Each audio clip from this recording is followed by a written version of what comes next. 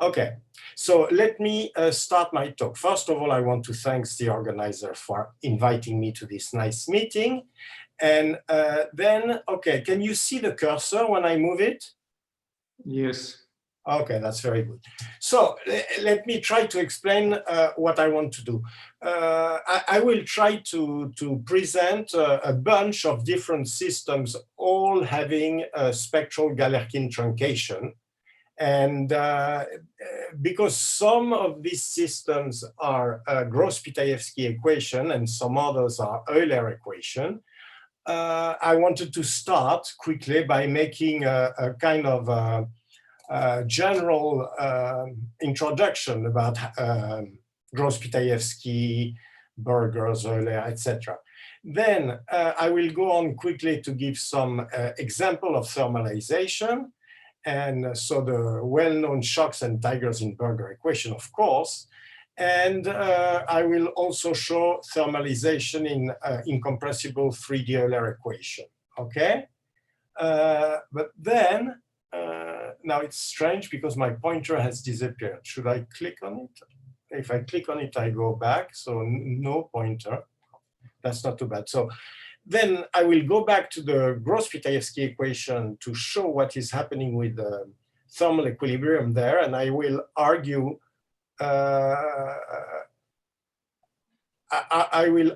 that this can actually be useful to model real physical dissipative effects. Okay, and then I will show recent work that in fact shows that this is not really working now because the effective viscosity is too high with the present computing power we have. Okay, and finally, I'll go back to more classical fluid dynamical behavior. So I will show 2 or 3 other recent works quickly to argue that the truncated Euler dynamics can be useful to describe some phenomena, not all of them, of course, but some phenomena in the real Navier-Stokes world. And those are basically transitional dynamics in confined 2D turbulence, and also some aspects of energy spectrum in forced Navier-Stokes turbulence. And then I'll give the conclusions. So with this done, let me go quickly to just remind everybody what I mean when I talk about a perfect fluid, a superfluid, and show a simple example with Burger equation. So of course, the real fluids are viscous and conduct heat. Perfect fluids are idealized models in which these mechanisms are neglected. They have 0 shear stress, viscosity, and heat conductivity. And it turns out they're a good approximation in some physical case. What I mean is by like the flow around an airplane. Euler equation. Okay, so if there is only 1 thermodynamic variable, it's called the barotropic thing, then we have the density as a function of pressure only, and this is the well-known barotropic Euler equation, which is time reversible. Now, it turns out that this system has 2 useful limits, the incompressible limit, where we lose the equation of state, and the rotational limits where only compressible modes survive and where we have soundness. Okay, variational approach. I just very quickly show you that we can have variational properties for this system. I will show only the compressibly rotational case, which is this. I mean, this is a very simple thing. So you have 2 conjugate variables, which are, in fact, the velocity gradient, phi, and the density, rho. And if you write the Lagrangian that is on the top and work out the Euler-Lagrange equation, you get the irrotational Euler barotropic system. Okay, now, superfluid is something else than a perfect fluid. Superfluid is something that obeys the Gross-Pitaeveski equation. So what is the Gross-Pitaeveski equation, which has a quantum character? where in fact it's just a nonlinear Schrödinger equation, which I've written as the top equation. And then there is a well-known transformation where we write the complex function psi as a function of a density rho and a phase phi. And this equation is well known to describe a superfluid Bose-Einstein condensate at zero temperature. Now, I did all that just to show you that this is very close to the Euler case, because, and the best way to see that is by using the Lagrangian, because you can formulate the Gross-Pitaeveski equation using this Lagrangian. And if you do that, the Madelung transformation, you can perform it in the Lagrangian. And if you contrast and compare with the Euler equation Lagrangian, you see that you get something very similar, except the last term in the Lagrangian, which depends on the gradient of the density and which is the so-called quantum pressure terms. So now, if you derive the equation for the density rho and the phase phi, this is what you get. So you get a continuity equation and you get a Bernoulli equation for the phase of the wave function, Bernoulli equation with an extra quantum pressure term.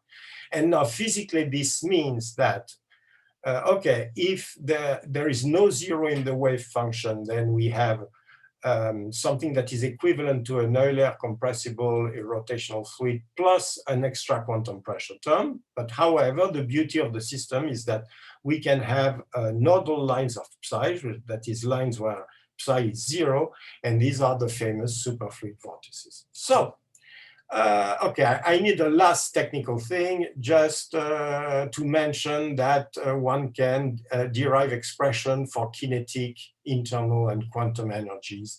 And the kinetic energy can be separated into incompressible and compressible kinetic energy. So we can have energy spectrums.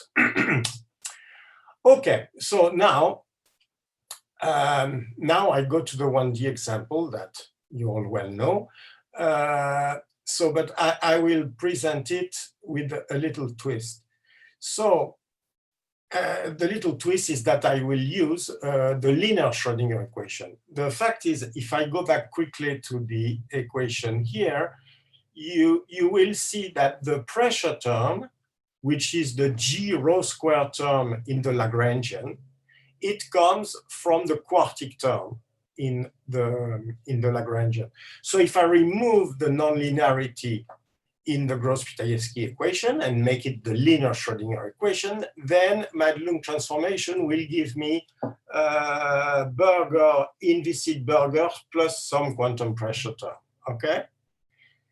So I will show you what is the slightly viscous 1D Burgers and the quantum case. So this is the Viscous Burgers, okay? You see the usual shock that comes in.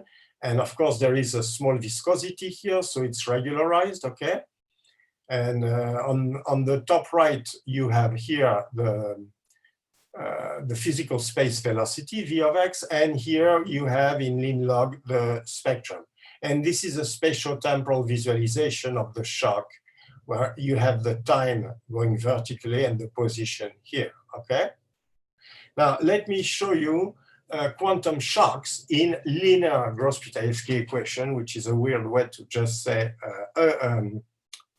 Schrödinger equation. So, Madelung transformation on Schrödinger equation, I've put some epsilons here.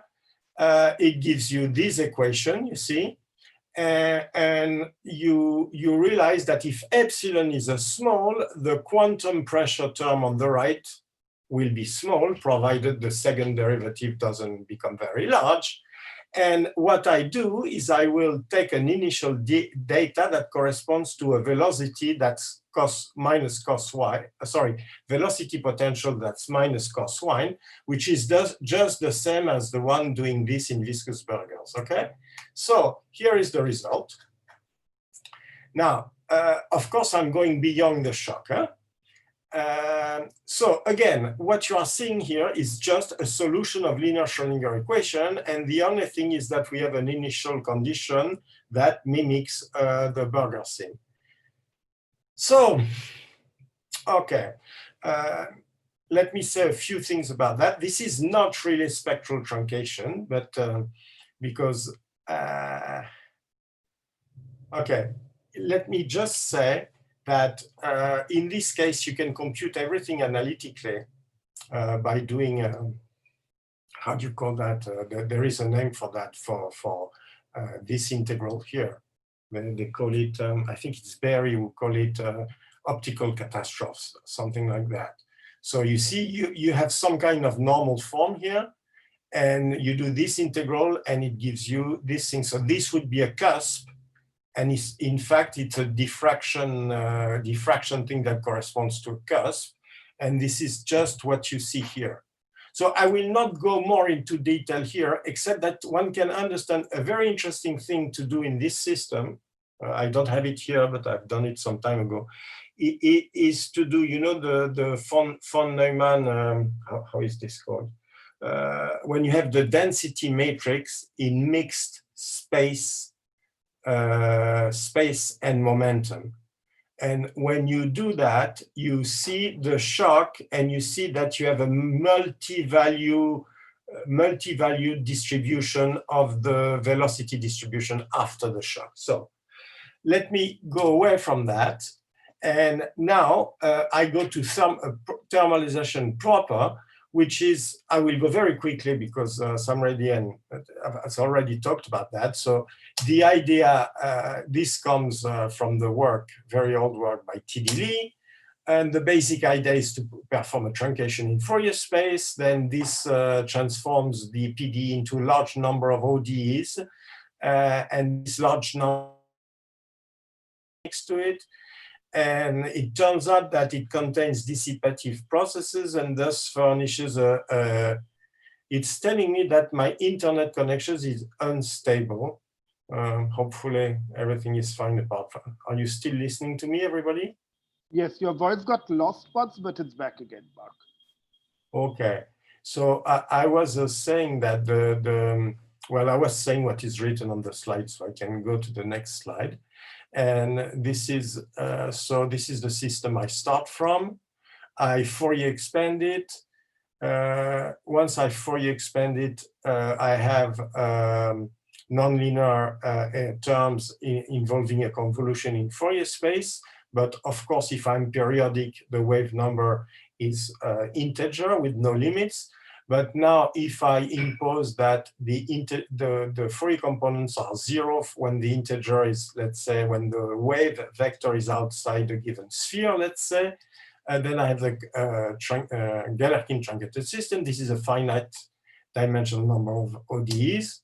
The PD is approximated by the truncated system only as long as the spectral convergence is ensured, which is another way to say the basics of the spectral methods. The basic of spectral method is that in good cases, this convergence is exponential, so it's much better than finite difference methods.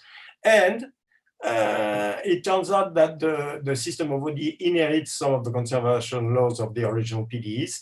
And so we can we can find stationary solutions given by the associated Uriel equations, okay? And those are the so-called absolute equilibrium. This being said, okay, you all know about that, so I'll go on quickly and show you now very quickly. This is the same original system by Sam Reddy, Uriel, Rahul, Sergey, etc., etc., etc. So you see that it doesn't look at all like the one I was giving before. I was not claiming that the linear Schrodinger equation was doing the same thing. It's a very different system because here we, of course, we have the tigers coming here. Okay, I give you quickly the same thing for 3D Euler. So here I'm conserving energy and helicity. And so I have two independent quadratic spectrum that correspond to conserved quantities. And because they are quadratic, if I do the truncation properly, that is with the proper de-aliasing, I conserve both in the truncated regime. And they are exactly conserved by the truncated dynamics. Bob Krishnan in the 70s found explicitly the Gaussian distribution corresponding to equipartition this mixture of energy and helicity. And so these are the spectrum. And what I show you now is a numerical simulation we did some years ago, showing what happens in ABC flow with two different wave numbers at the origin, because as you know, if you put an ABC flow with a single wave number, it's an exact solution of Euler. So you first have the PDE regime, then the truncation effects become noticeable. Then you get a partial thermalization in the high wave numbers. And then you have slow convergence towards the absolute equilibrium. So if you have a very large amount of computer time, you can go on integrating and you can sort of believe or see that this thing will very slowly converge to the absolute equilibrium. Okay. So there is this thing of thermalization of the small scale. And these thermalized small scales, you can compute, for instance, that they generate an effective viscosity. This can be done. And if you forget the very nice events of how they are created ex nihilo, if you just suppose that you have a k-square thing, you can argue that it will give some amount of finite viscosity, and that the system with this effective viscosity well describes the larger scales of the flow. Okay, now I go to GPE, where the story of truncation is much, much, much more interesting than in the Euler case. This is because, okay, here is GPE. There is a number of technical details, which is that you have a quartic term. So how do you Galerkin project the quartic term?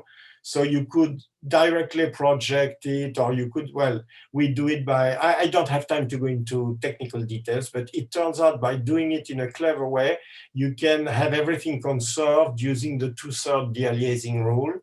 Otherwise, you would need to dealiase by killing half of the wave numbers. So when you do that, everything is conserved in the truncated system.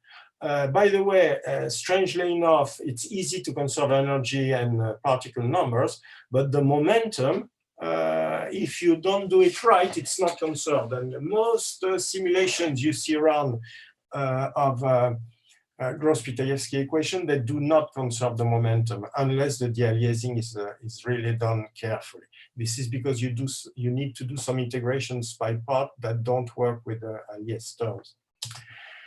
Okay, so I was saying it's very interesting, much more interesting than the absolute equilibrium than the Euler case. The reason is that here we have a quartic conserved quantities, whereas in the Eulerian case, the conserved quantity was quadratic. Now, remember that the equilibrium is something like Gibbs exponential of the conserved quantity. So you understand that if it's exponential of something quadratic, it's going to be boring because it's going to be always Gaussian. And if it's exponential of something that is quartic, then it is much more interesting, okay? Now, it has been independently kind of rediscovered in the 2001, something like that, that if you spectrally truncate Gross-Pitaeveski equation and let it evolve, it does thermalize. And furthermore, not only does it thermalize, but it contains, the thermalized states contains phase transition. Okay, and then some years later, people realized that this is in fact the absolutely standard Wilson type second order phase transition that you find in books about second order phase transition. And the reason for that is that the stationary equilibrium, if you look at it and how is H, I mean, you recognize if you were around in the 70s, you say, oh my God, this is the complex field lambda 5/4 Hamiltonian. So this is the standard second order phase transition for a complex order parameter. Oh my God, but this is just the case of a liquid helium superfluid transition. So this model is supposed to have all the right critical exponents, etc., etc. And okay, so if I want to go back to the Gross-Pitaeveski case, now it is non-trivial to have an absolute equilibrium. Of course, I can generate it by just integrating forever the Gross-Pitaeveski equation and waiting for it to converge, but this can take a very, very, very long time.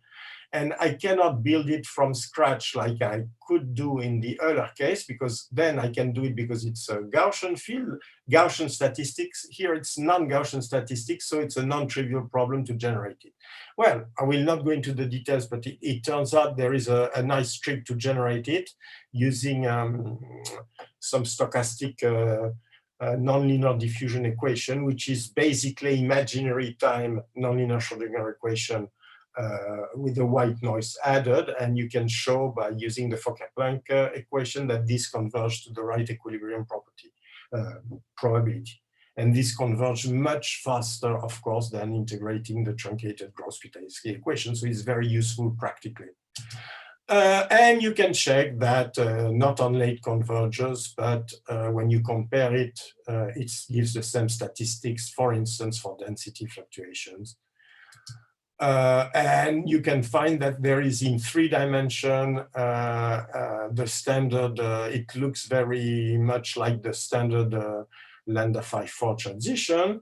And we did with Rahul and Vishwanath the 2D case where you can find a very strong indication of a standard BKT transition.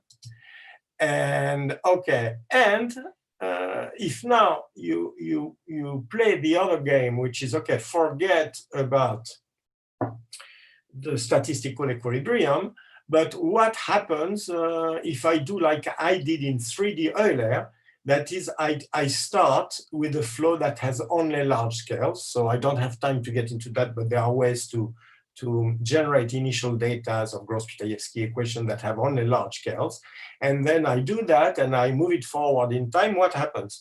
Well, first I have a behavior. The starting point was studied a long time ago by Khanin. You can use that to study superfluid turbulence. So in the same way that you have, for instance, a Taylor-Green vortex, you can have a sort of quantum Taylor-Green vortex, which is follows Gross-Pitaeveski equation, and you find Kolmogorov regime, etc., etc. But then if you go on after, and of course the cascade here takes the energy from the large scales and then feeds them into a bath of sound waves at small scales. So if now you go on after that, well, the process goes on. And as a matter of fact, after some time, all the vortices disappear, which you can see that all the vortices disappear because the kinetic, incompressible kinetic energy spectrum, which is in green and depends on the vortices, disappears. So at the end, there are no vortices. And what you get at the end, after a very, very long time, is just a thermal equilibrium. So if you look in physical space, this is a Taylor-Green vortex, and the red lines are quantum vortices. And it evolves making some turbulence. And if you make it go further, further, further, this is, and now if you wait a very, very long time, all the vortices will disappear and you'll get a thermalized state. All right. I will rapidly just show you that, okay, I want to show you an interesting thing, which is that with what I've said up to now, you have the idea that in order to have these Galerkin truncated behaviors, you need to Galerkin truncate. Now, I'm going to argue that for some systems, the Galerkin truncation happens naturally. And the argument is here on the Gross-Pitaeveski system. So what I'm comparing is the 3 simulations of Taylor-Green flow with Gross-Pitaeveski, and with 3 different resolutions, but the same initial data. And at the beginning, they go together, okay? Then the first one starts to be separated from the second one because it has a lower, it has a truncation wave number, which is around here. So it starts to thermalize. But now the third one with the even higher resolution here also starts to thermalize. But if you look at the last one, it is still converging spectrally, but the low wave numbers are behaving like in a truncated system, okay? So this is what we call self-truncation. And with Rahul and Vishwanath, we did several 2D computation, and you can see that this behavior is really robust, and you have it in many, many cases. So this point was just to argue that one could have this statistical regime can be produced in a standard PD without truncation. Okay. Okay, now I have, how much time do I have? I have something like 15 minutes. So I will go quickly. All I want to show you now is the argument that you can do a flow like ABC flow within Gross-Pitaeveski equation. That is not Navier-Stokes, but Gross-Pitaeveski. And when you do that, you get results that are extremely similar to what you get in Navier-Stokes. That's the point of what I want to show you now. So I'll have to show it kind of quickly. So first, the ABC initial data. The ABC initial data is what is in the top box. Well, it turns out that there is a trick. I don't have time to detail the trick, but it's a pretty straightforward one. There is a trick to generate an initial data that will, of course, not have that velocity, because this is impossible to have that velocity in Gross-Pitaeveski, but it will generate a distribution that is as close as possible as this velocity by putting some numbers of quantum vortices.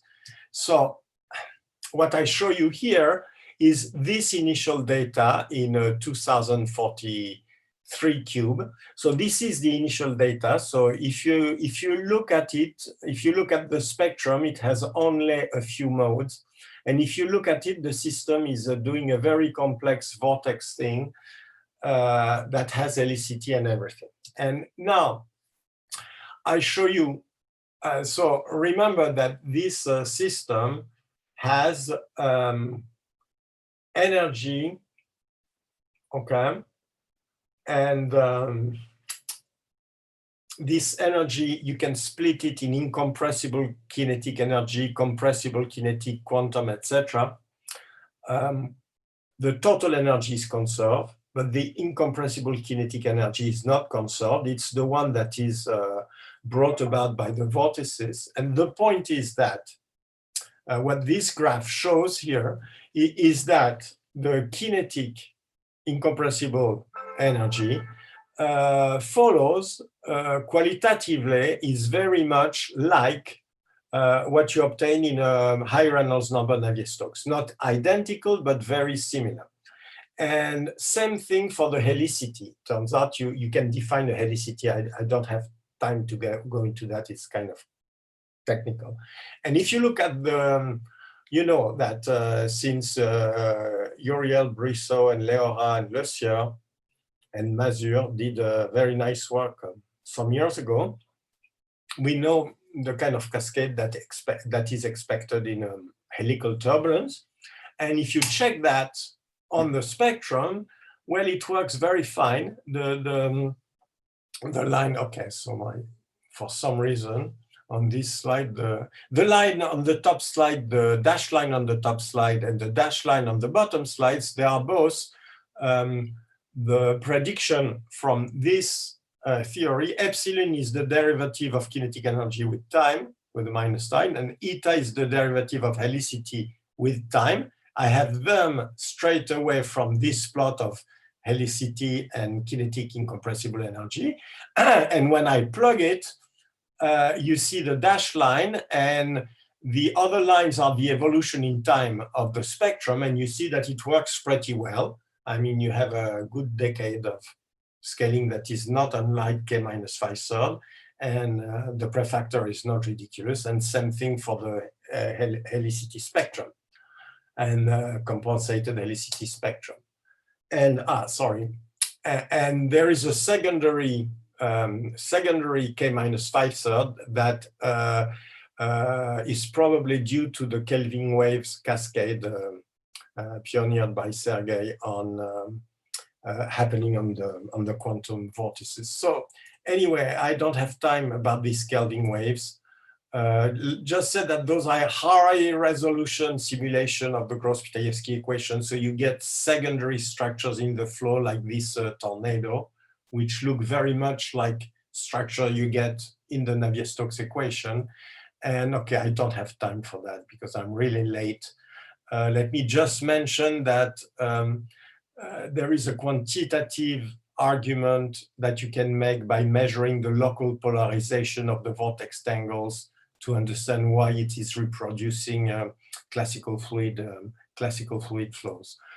All right, now I go to the following point. So I hope that with what I just did was to convince you, hopefully, that if you are ready for it and if you want to study turbulence in a superfluid rather than turbulence in a classical viscous fluid, then you can use Gross-Pitaeveski equation instead of the Navier-Stokes equation. And when you do that, you find something that is very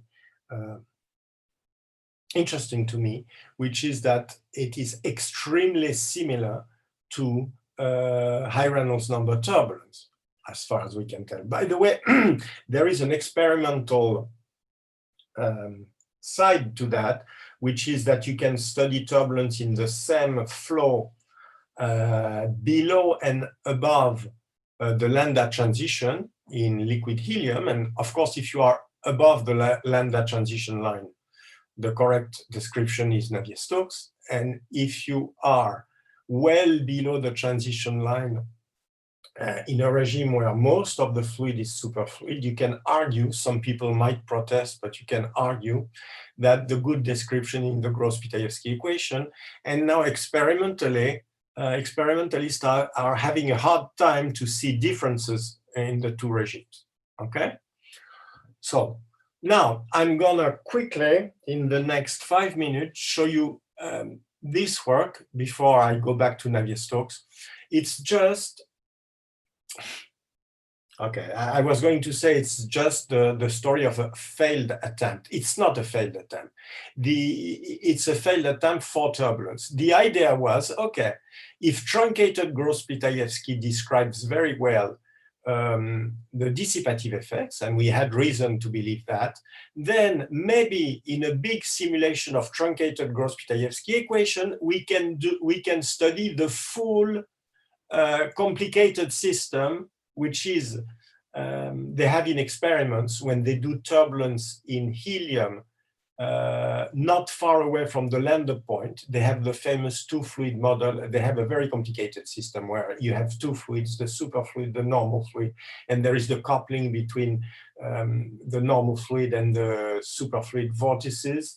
And they do measurement in this region and have all kinds of interesting things. And a hope was that maybe we could study that by using the truncated Gross-Pitaeveski equation. So I tell you the result in a nutshell is that it's not going to work because the thing is too much viscous at the time.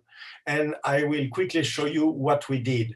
So with Vishwanath, Pablo Minini, Giorgio, and Patricio Clark-Di-Leon. So, okay. So we wanted to have an estimation of what is the value of the velocity, okay? And the way to do it is what is written in red on the bottom, is measure the mean free path defined by spectral broadening of the Bogoliubov dispersion equation. And when you do that, you can estimate effective Reynolds number, and you conclude that if you want to go to anything, if you want to have turbulent normal fluid, you are dead because you need very, very, very high resolution, unless there is a trick. So let me quickly go through that, showing you the main results. Okay, this is just some result of the 0 temperature Taylor-Green vortex. So these are evolution of the different energies. So let's say it looks very much like the viscous Taylor-Green vortex. Incompressible kinetic energy spectrum, they look also very much like in the large scales, very much like the Navier-Stokes one. So on the left, it's the spectrum. On the right, it's the compensated spectrum. Okay. I show you the evolution of a compensated spectrum. Okay. So Kolmogorov behavior is something flat. So we are nearing the time of maximum energy dissipation. So around here, we have a zone, small zone. Now we are losing it, okay?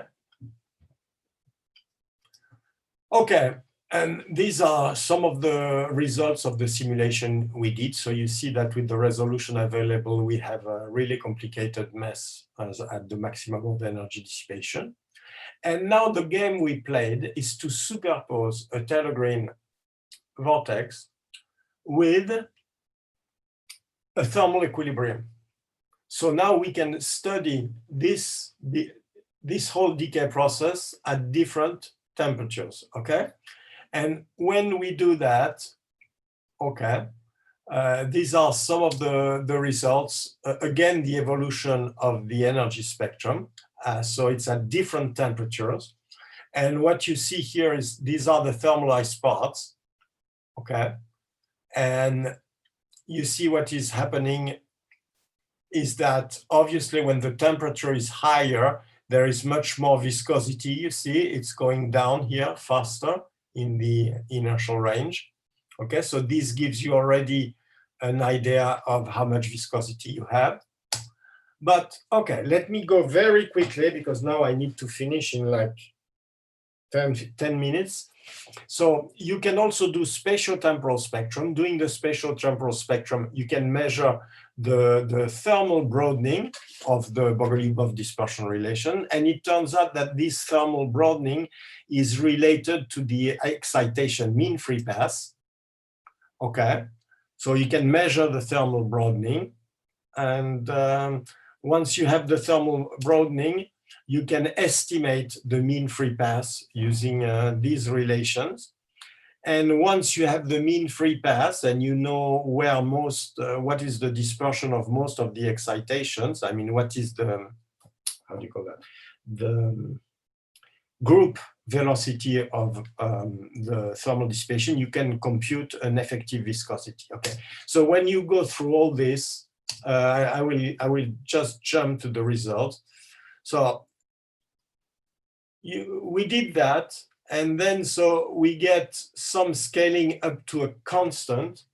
And then in order to see what was the order of magnitude of the constant, we compared with Navier-Stokes decay of a very viscous Taylor-Green to fix the order of magnitude of the constant. Now, the result is that the constant is about 7.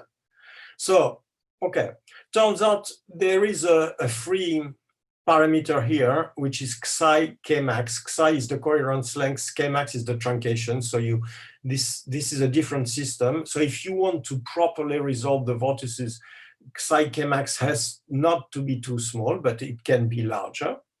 So, but the thing I want you to see and why this turns out to be a useful system for study finite temperature effects, but not useful for finite temperature superfluid turbulence, is that the final Reynolds number, if you do a simulation with resolution n cube, and if you run with psi Kmax equal 2.5 or psi Kmax equal 1.5 at a temperature comparable to the transition temperature, then you see that the Reynolds number is something like that. So you see, if you suppose you want to have a normal fluid that is reasonably turbulent, so in the case of the Taylor-Green vortex, you would need to have Reynolds number of about 3,000, something like that. So you would need a simulation of at least 30 100,000 or maybe 100,000 cube, which is not doable at the time. Okay, so that's end of the story with that.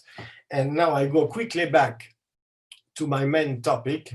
I wanted to cover as many systems as possible, so I'm sorry if it's rather choppy, but now I wanted to go back to recent results that might interest more the classical fluid dynamists, which are things related to truncated Euler and classical turbulence.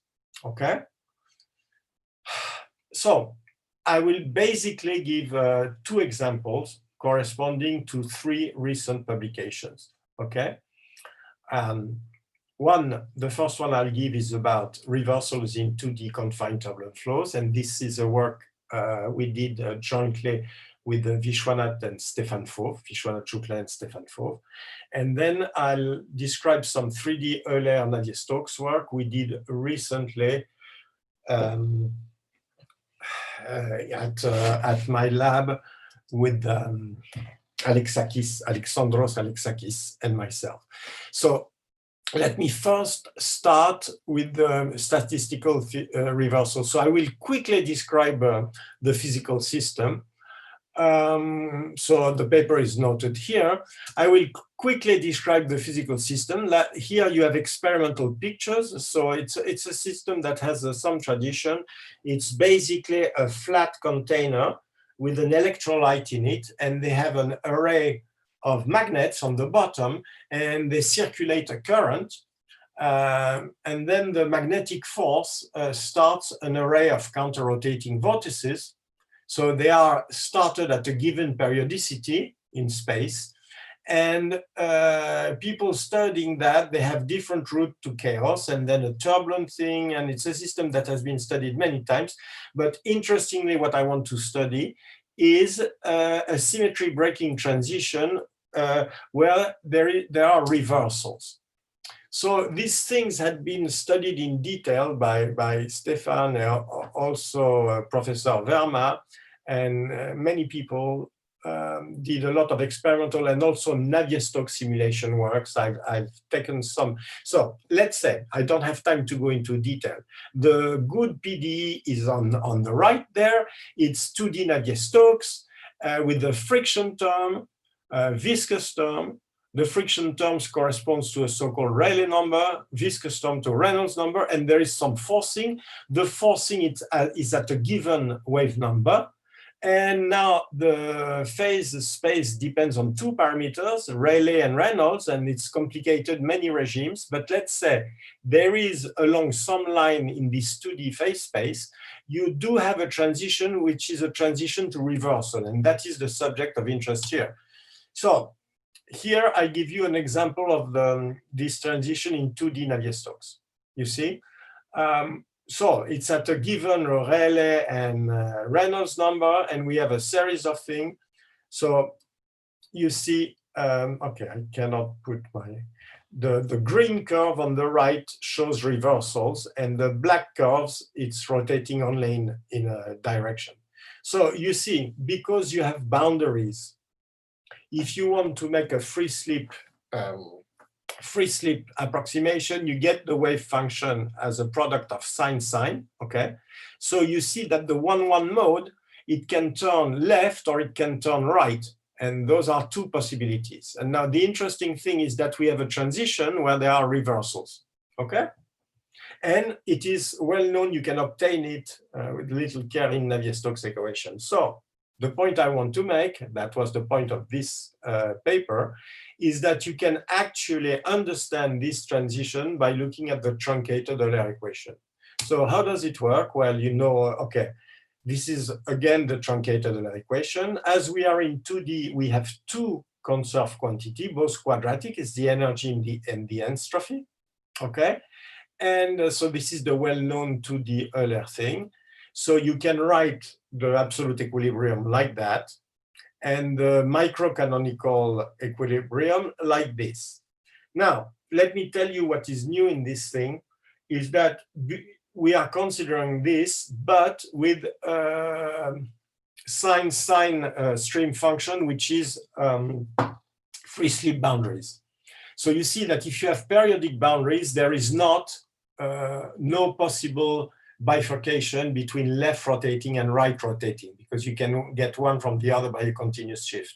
Whereas if you are in a free slip domain, there is no continuity between the one rotation and the other rotation. So this is the thing that makes the system work. Let me go quickly to the results. So I give you an example. Okay, this is ridiculous, but you can write, that's the simplest model with 13 modes. So this is the conserved energy. This is the conserved entropy. And this is the equation of motion, quadratic equation. All these modes are Fourier coefficients in a sine-sine expansion. So they are all real. So it's 13 ODEs for 13 real numbers, conserving energy and entropy.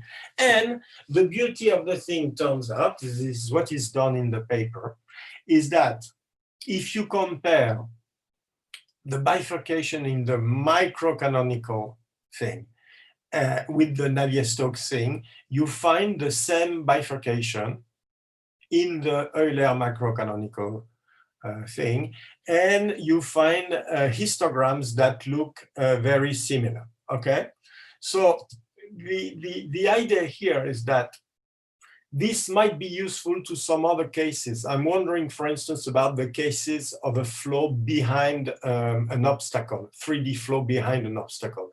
You know, there are many bifurcation in the, how do you say sillage in English, in the flow behind the obstacle. You can have a symmetric, well, in the wake, thank you. In the wake of the obstacle, there are well-known symmetry breaking. So it would be very nice to do something similar by trying to solve some truncated Euler system for those discrete modes in the wake, if that is possible. It's too difficult mathematically for me, but I think it would be interesting. And there is also another example of an MHD case I've included here. So let me very quickly, I'm almost finished. I need 5 minutes to advertise these other results. So I'm going to talk, of course, I don't have time to go into these two papers with Alexandros, but I will just try to give the punchline for both of them. So the first one is, the first one, well, let me start by the first one. So the first one is the thermal equilibrium state of large-scale flows. So the idea was, okay, it was a standard law in a turbulence that, okay, if you force 3D Navier-Stokes at some small scale, large wave number, then there is a good chance to have the lower modes in thermal equilibrium, because I give you the standard law, the standard theory was that there would be an equilibrium between eddy noise and eddy viscosity, and this should give thermal equilibrium. So we checked, we just did a number of simulations by putting forcing at intermediate or small scale, large wave number, and look at the spectrum at small wave number and see, do we see an equilibrium or not in forced Navier-Stokes? And the answer is that it works in some times, but in other times it doesn't work. So let me just give you a gist of it. That's all I can do now in the small amount of time I have, is you see how, you see how the results are. I cannot use again my pointer. So what you see are compensated spectrum, compensated by k-square. So if we have an absolute equilibrium in the large scale small wave numbers, that would be a flat line in the small wave numbers.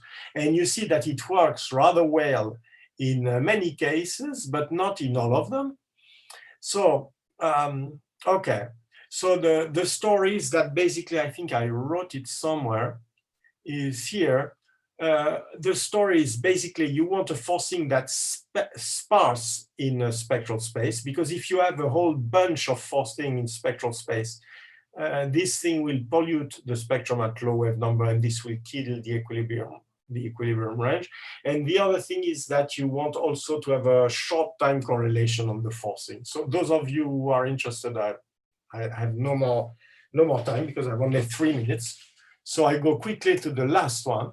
And the last one is, okay, the question is here, what happens if I have truncated Navier-Stokes? That is, I take Navier-Stokes, I truncate it, and I inject energy, let's say, at small scales. So if the Reynolds number is well done, this is a standard thing people were doing in the 80s. I mean, it's just using a spectral method, because the spectral method is always truncated, using a spectral method to study turbulence by forcing with a white noise at large scales, right?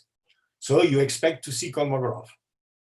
But what we did is we argued that if now you take the other limit, which is that let me show you the results. It's easier to understand if I show you the results. So again, I have no pointer, but okay, the plot on the left, those are energy spectrum obtained by forcing with a white noise on the left where the forcing is indicated, okay? Absolute equilibrium is the line k square, and the different spectrum, you see, they start, some of them have a k minus 5/3 and then decay. Other of them have a k minus 5/3 and then they go up and they do a k square. And if I go in that direction, I finally end up with a pure k square. And this is summarized in the plot on the right, where I have 2 parameters to define these runs.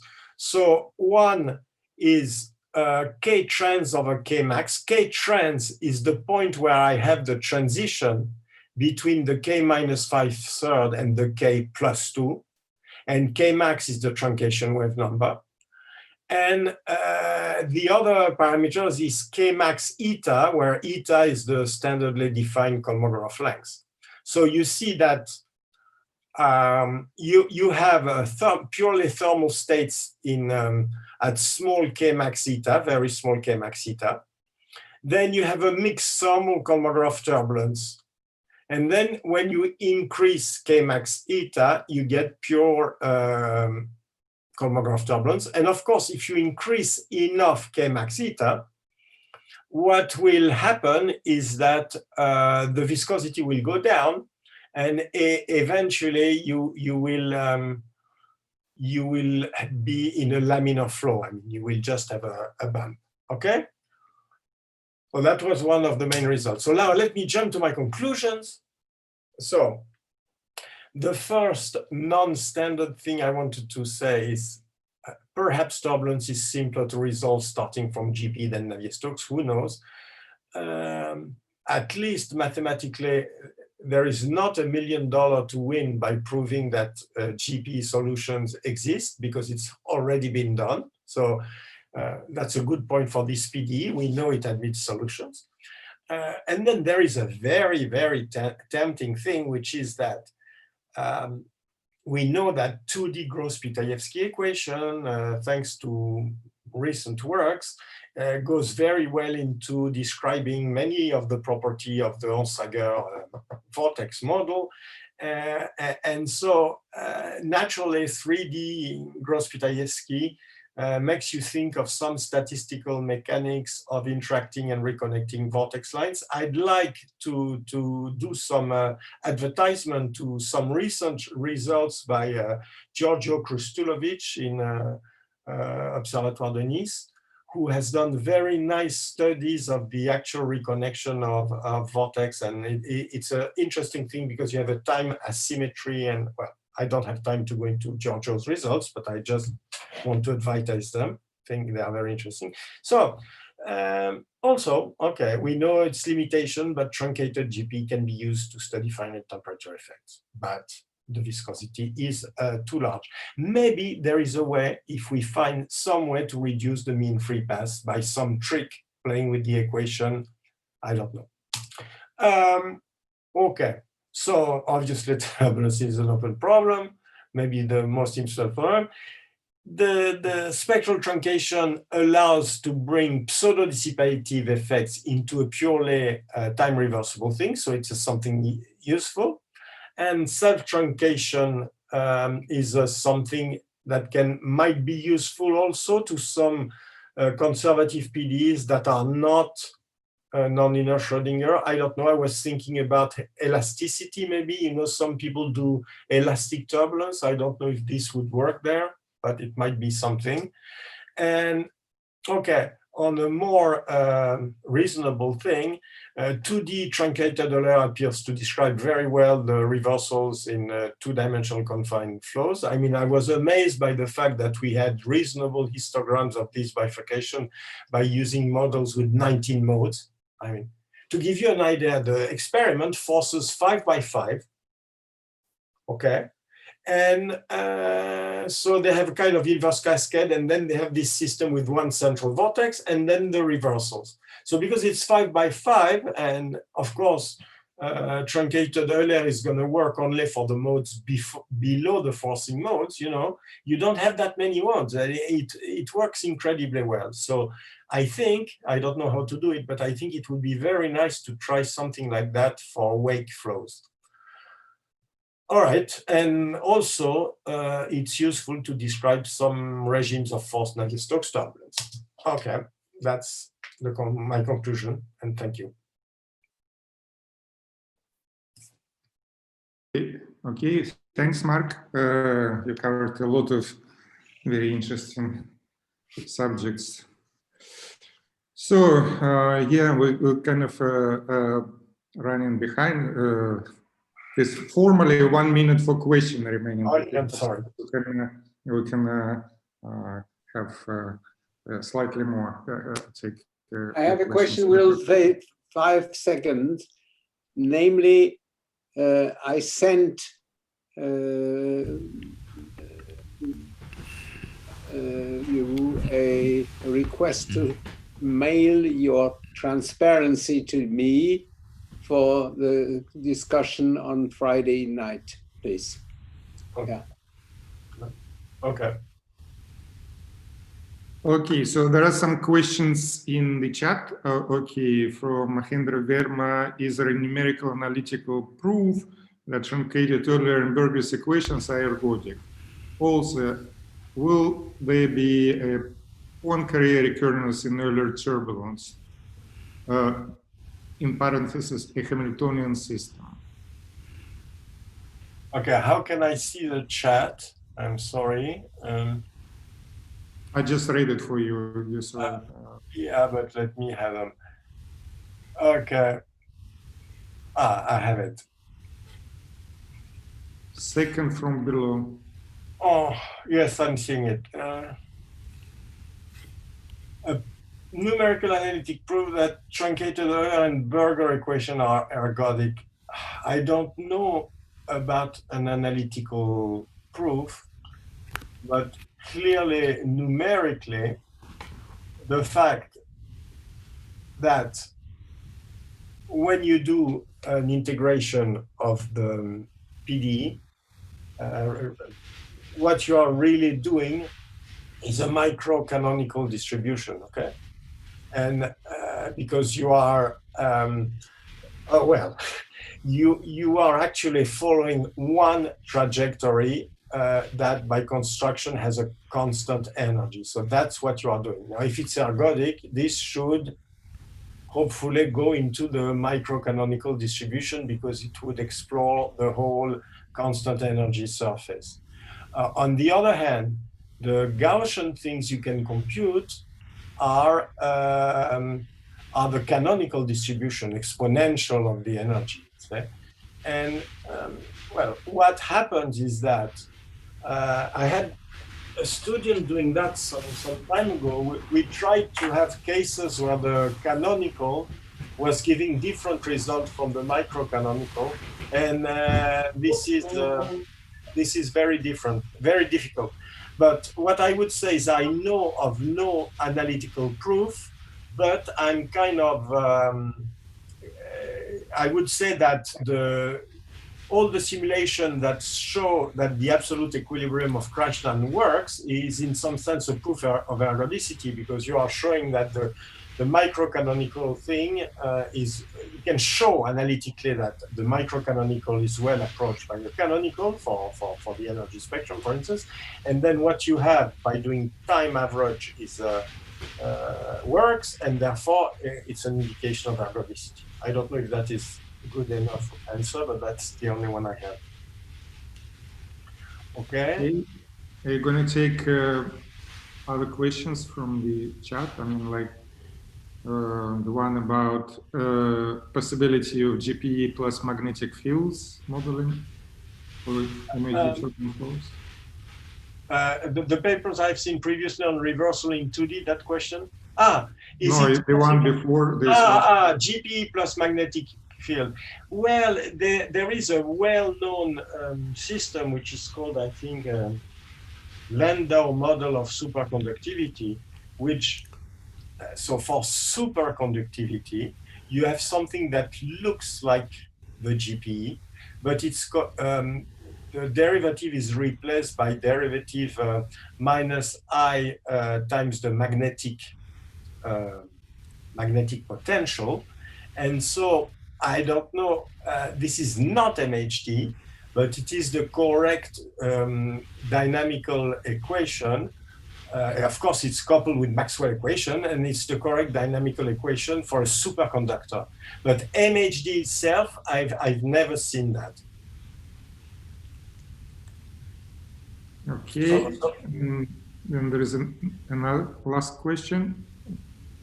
Okay, yes. So would you like to read it yourself? No, I can read it, I can see it. So, well, we have what we used free slip boundaries. Actually, if you want to have truncated Euler, you need free slip boundaries, because the only boundaries you can put in Euler are free slip, okay? If you want to conserve everything. So what can I say? It works.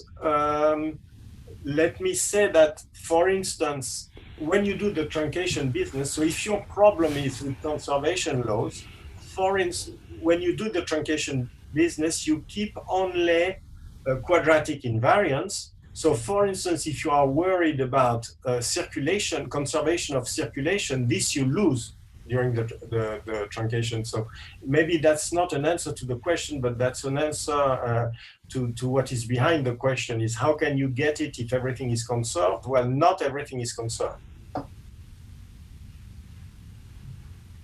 Okay, any other questions? Yeah, my question. Hello, Mark. Thanks for the talk. Can I just ask, Sergi? So this is about Poincare recurrence. Do you expect Poincare recurrence to occur? Of course, it may take a long time. But is there a kind of from disorder to order transition happening after it has reached thermalization? Is there any signature in even 1D systems or something like that? Okay, I have a general answer and a particular one. So I would say this is just standard statistical mechanics. So anything you have on systems of n particle, you expect to have on this system. So my answer would be yes. But the other thing I did myself was to check the reversibility. So this is very easy to do, for instance, with truncated burgers. So you run it until it starts generating the first tigers, and then you try to run it back to see if you get back to your initial data. And you will see what you expect. I mean, the standard arguments, it's a very interesting system to study. You'll see the standard arguments you expect, which is that, of course, you get back, but up to the errors. What errors in that case? Because the truncated equation are exactly reversible. Well, it's the errors in a digit, significant digit. So, because in fact, what you have after some time is only if you are in double precision, only the first 14 digits of your things. And you do find that when you go back, it does go back as good as it It does, but there is a limit to that, and this limit is fixed by the amount of precision you have. So it's the standard thing. You would have the same thing for a system of particles. Huh? So that's my answer. Okay. Any more questions? I have one, Mark. Okay, so for in the very beginning of your talk, you did the very cleverly use Madelung transformation to transform a linear Schrödinger equation into a highly nonlinear hydrodynamic equation. Yes. So can you actually do in some useful examples a reverse? Can you do nonlinear to linear apart from burgers, of course? You know, so. Apart from burgers, I don't know, because you mean apart from the relation between burgers and Schrödinger, or I don't understand the question. Because if you do... Oh, I mean, it was a little bit sarcastic. That, so that you take a simple equation and you make a complicated one, right? But then you can think maybe you can use experience of that to do the reverse thing on some hydrodynamic problems, right? That's a good point. I'll try to find an example. Yeah. Okay, so... Okay, can I just make a 30-second answer to what Rahul asked, because others might on the experiment? So, you know, so I mean, you know, things such as locksmith echo can sort of look at quantum chaos in quantum systems. But on Friday, we can discuss this more. Yeah, in experiment. Thank you. Okay, see you. Good night. Bye. Au revoir. Merci. Goodbye, everyone. See you tomorrow. Thanks, Sergey.